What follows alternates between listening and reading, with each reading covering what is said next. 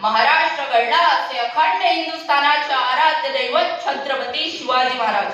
वयाच्या अवघ्या 32व्या वर्षी निळ्या छातीने मृत्यूशी झुंज देणारे छत्रपती संभाजी महाराज, ज्यांनी शूरांना घडविले वाढविले त्या राजमाता जिजाऊ आणि ज्यांनी दिलेल्या संविधानावरती आजही संपूर्ण देशाची व्यवस्था चालते ते भारतीय राज्यघटनेचे शिल्पकार डॉक्टर बाबासाहेब आंबेडकर या सर्व महान मानवांना वंदन करून येथे जमलेल्या सर्व मान्यवरांना माझा नमस्कार.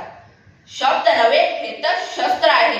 लेखणीचा प्रत्येक वारा अस्त्र आहे. राजसत्ता हादरते जिथे ओळ उमटते, क्रांती तिथेच लेखणीतून उसळते. न्याय अन्याय यांचा हिशोब करते, दबलेल्या आवाजांना ती उभारी देते, पिढ्यांमधला अंधार ती दूर करते.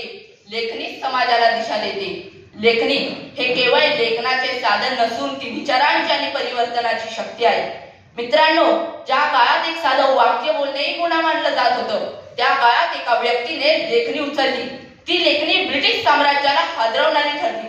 स्वराज्य स्वराज्य हा माझा जन्मसिद्ध हक्क आहे आणि तो मी मिळवणारच या ज्वलंत घोषणेने एका झोपलेल्या देशाला जागं केलं.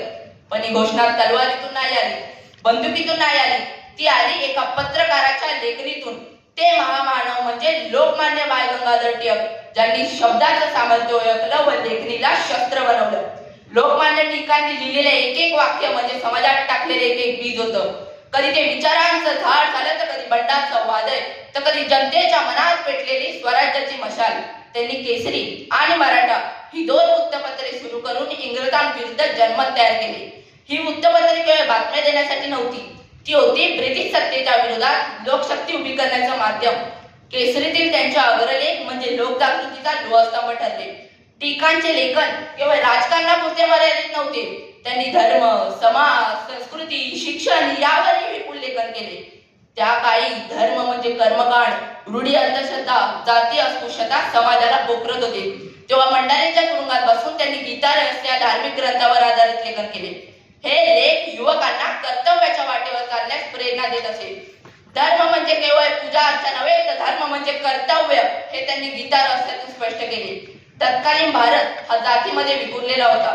ब्रिटिश धोरण डिवाइड अँड रूल म्हणजे फोडा आणि राज्य करा चालू होते.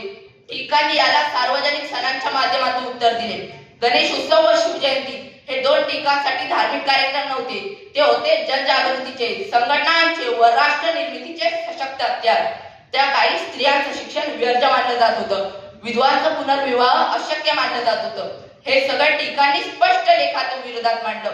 त्यांनी लिहिलं, समाजाला बलवान बनवायचं असेल तर स्त्रियांना शिक्षण व संधी द्यावीच लागेल. त्यांनी स्त्रियांना सांस्कृतिक निर्माता मानलं, त्यांच्या सशक्तीकरणासाठी विचार पेरले.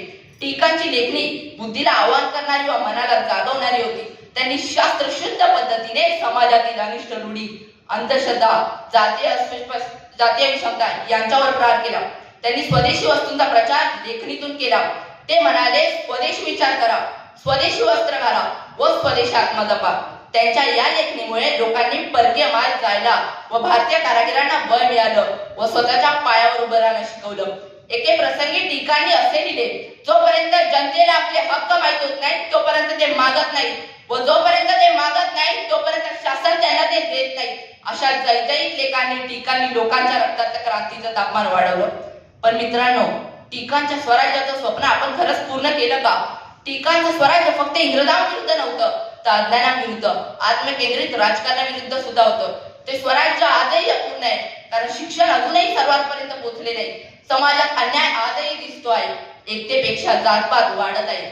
म्हणून मित्रांनो, आज आपल्याला खऱ्या अर्थाने गरज आहे टिळकांची, त्यांच्या विचारांची, त्यांच्या जिद्दीची व त्यांच्या निष्ठेची. आज आपण सर्वांनी मिळून ठरवलं पाहिजे हे टिळकांचं स्वराज्य आपल्या कृतीतून साकार करायचं आहे. धन्यवाद.